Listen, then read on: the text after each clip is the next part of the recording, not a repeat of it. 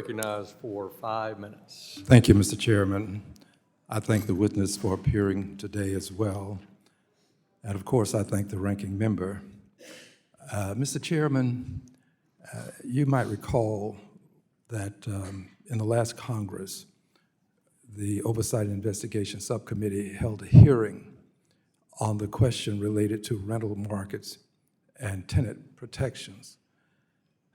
I see where a recent ProPublica investigation alleges that RealPage, a company which provides a rent-setting algorithm to landlords and property management companies, it is being alleged that they've colluded with landlords to help inflate rental prices using private data.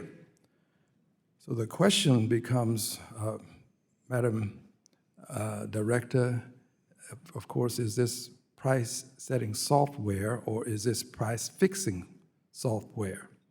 And does this pricing algorithm allow landlords to coordinate prices and provide rental pricing higher than competitive levels?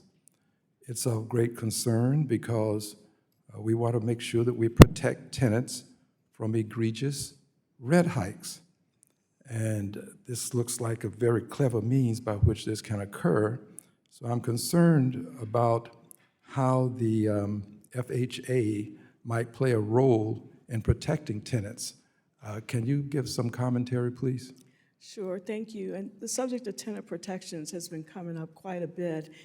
And our agency is preparing to issue a request for input to get stakeholder input on this very issue.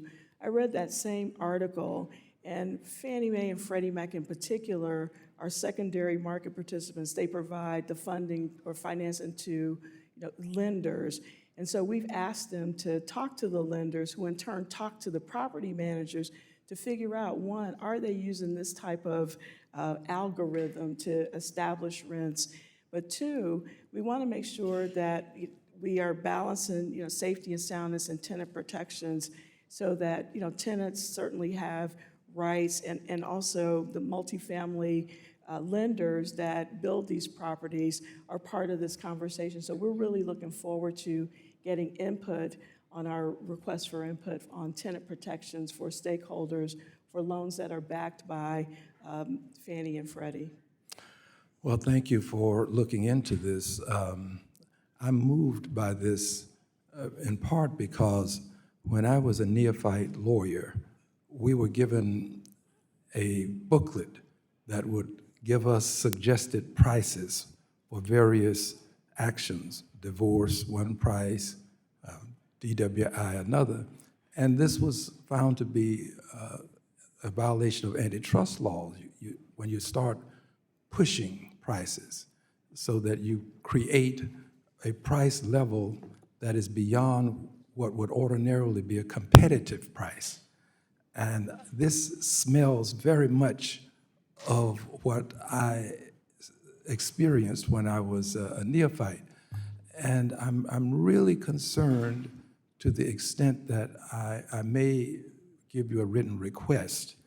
I don't want you to get blindsided. I may give you a written request as it relates to this, because from the hearing that we had, it became very obvious to us that major corporations were buying up these properties, and that somehow in buying them, prices were being elevated. This was immediately during the advent of the pandemic. Prices were being elevated.